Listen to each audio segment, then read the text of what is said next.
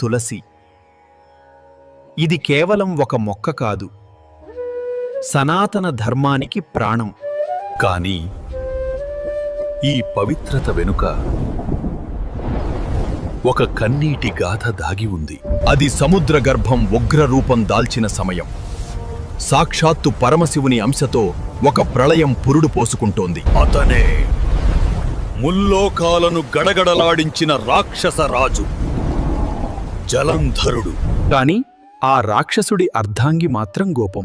సాక్షాత్తు శ్రీమన్నారాయణుని పరమభక్తురాలురాలు బృందాదేవి. విధి విచిత్రం. ఒకవైపు అసుర ప్రవృత్తి, మరొకవైపు దైవభక్తి. వీరిద్దరూ ఒక్కటయ్యారు. ఆమె ఆచరించే పాతివ్రత్య ధర్మమే ఆ రాక్షస రాజుకు మృత్యువులేని రక్షణ కవచంలా మారింది. ఆమె రక్షణ కవచం ఉన్నంతవరకు జలంధరుడిని ఆపడం ఎవ్వరి వల్ల కలేదు. చివరికి దేవేంద్రుడు కూడా ఓడిపోయి తన సింహాసనాన్ని అప్పగించాల్సి వచ్చింది. స్వర్గాన్ని జయించిన గర్వంతో ఆ రాక్షసుడు ఏకంగా పరమశివుడి నివాసమైన కైలాసంపైకే యుద్ధం ప్రకటించాడు. పరమశివుడి త్రిశూలం కూడా ఆ కవచాన్ని ఛేదించలేకపోయింది. ఆమె పాతివ్రత్య శక్తి ముందు సాక్షాత్తు మహాదేవుడే స్తంభించిపోయాడు. ఆపదలో ఉన్నప్పుడు ఆదుకునేది ఆ ఆపద్బాంధవుడే.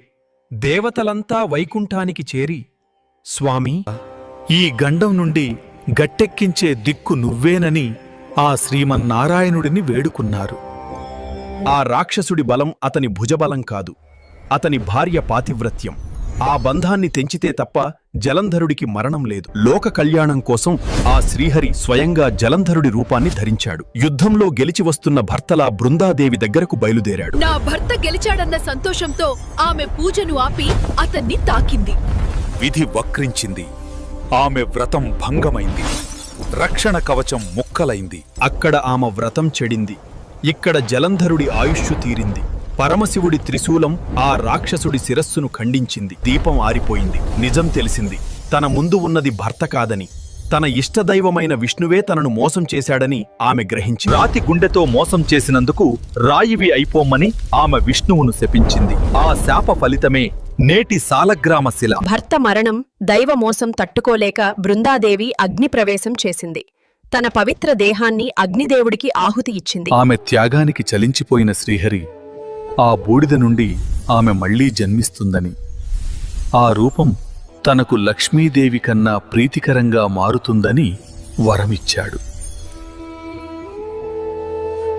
ఆ వరప్రసాదమే ఈ పవిత్ర తులసి. అందుకే తులసి లేనిదే శ్రీమన్నారాయణ